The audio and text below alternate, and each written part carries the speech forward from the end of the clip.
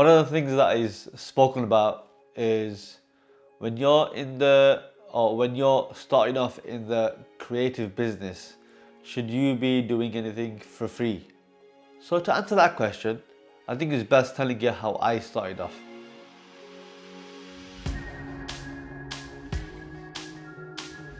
My first ever video that I did was for Hafiz Mizan, and that video, when it was made and posted on YouTube, it got more than 100,000 views, and the response that it got was amazing for a first timer like me, right? Because I only had three things. I had a camera, a Canon 100D with the kit lens, which cost around 360 or to about 370 pounds. I had a Boya mic, a shotgun mic, they're about 30-40 quid, and a proper cheap tripod, which was about 35 pounds I think it was. And that's all I had. That's all I had. And to get more than 100,000 views and people assuming that the video was done professionally, I was amazed. Now, even though I did that video for free, I still got a job at the back of that. My first ever job that I got paid for was with a charity, and they paid me 100 quid for that. Now, I'm not really too bothered about the money at the time because I had two other jobs, but to get paid for something that I created, edited, and came up with a basic storyline, and somebody to see value in that video and pay me £100, that for me was very, very rewarding. And it gave me the confidence that I can build on this and keep on improving.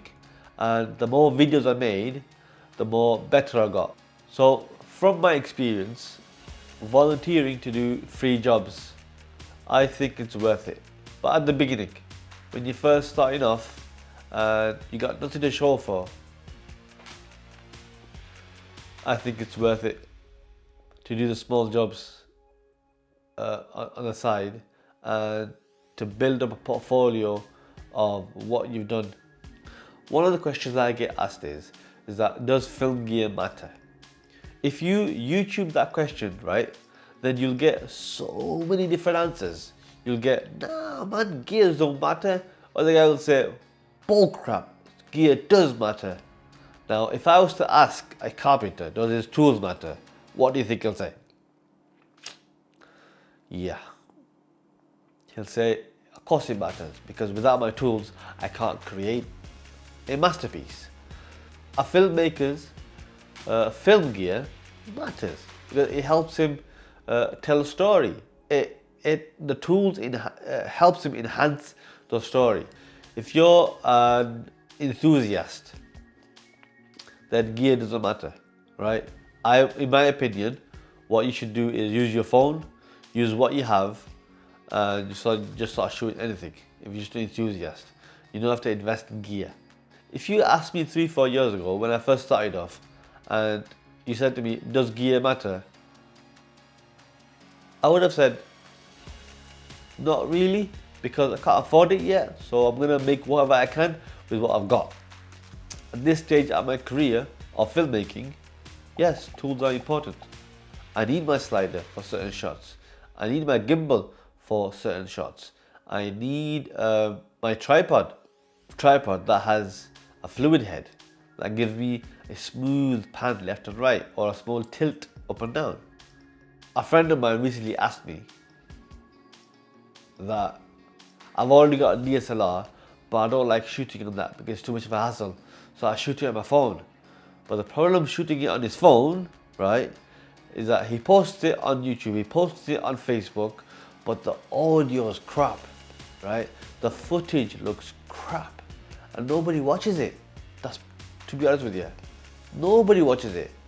So having a DSLR, right, that has the ability to record good footage, right, invest in a bit of audio.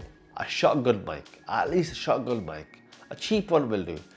That will dramatically enhance the quality of your footage, and also the sound will also be crisper.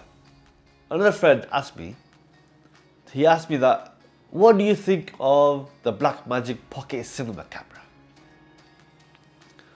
Okay, so I asked him, do you want to become a filmmaker?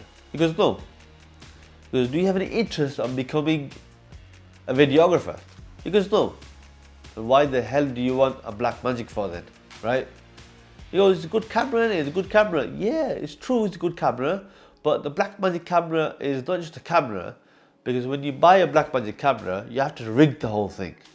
You need a matte box, you need a cage, you need things to attach to the cage, lighting, mics, and all the other things as well, right?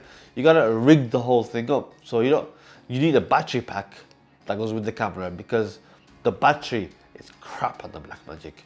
So you need a battery pack. So you gotta rig the whole thing up. So what I recommended is that you buy a DSLR camera, invest in some good audio, get a good tripod, and if you want for extra dramatic, cinematic sort of looks, invest in a slider, an automated slider, right? So while you're talking, you can have the slider go back and forth, right? Without any sort of human interaction. One of the few mistakes that people make, right, when they come talk to me, is that, what sort of camera should I buy?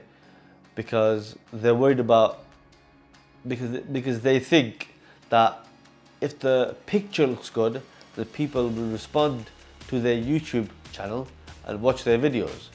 Which is not true. You have to invest in good audio, good sound, right? You have to invest in some good lavalier mics if you're always walking about, or if you're at standstill, then you need to invest in some really good shotgun mics, right? Depending on your scenario. Picture isn't that important. Picture is okay. You could get away with bad picture if your audio and your sound is really, really good and crisp, right? Your audience and your viewers will appreciate that. They'll tolerate that, actually. If anyone out there who aspires to become a filmmaker, listen, give me a shout. I'll definitely help out. And before you go, please like and subscribe to my channel, and I'll see you in a bit.